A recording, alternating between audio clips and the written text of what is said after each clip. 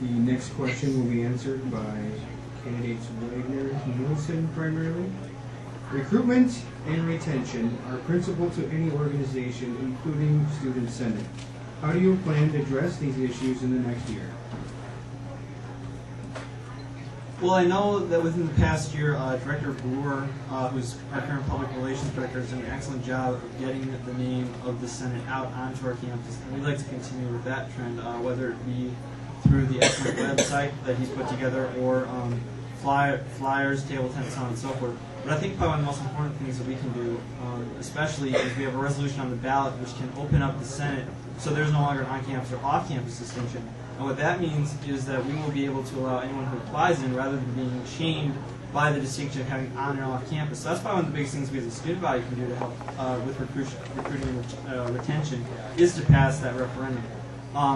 As far as reaching out to new students, I think probably the best way, as we know, is we get if you're in leadership in the campus organization, we know that we get sheets that inform us of who it is that's interested in joining.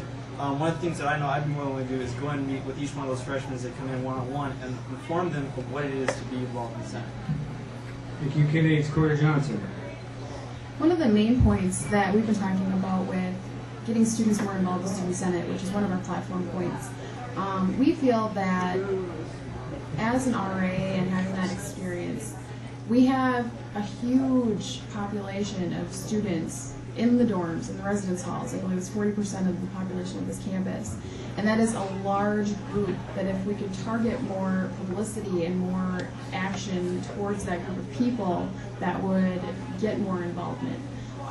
Getting RAs involved, talking to the RAs on campus and providing bulletin boards in a bag, different things that they can promote to the freshmen, having more involvement with CubeFest, having Senate have more booths and more involvement with that would hit the freshmen when they get here so that they can hold on to that knowledge for the rest of their years that they're on this campus. And granted, I think it would take a few years to make that transition from freshman to off campus, but as time goes on, I think that that's the best way and the best resource that we have for getting the largest group of students. Candidates Flood and Radcliffe. In my 4 years of experience in Senate, this is one issue that always comes up every year. And I've been doing some thinking on what this year could be different. And there's two different ideas that I think that would bring more students involved in the student government, or at least be aware that the student government it exists on campus.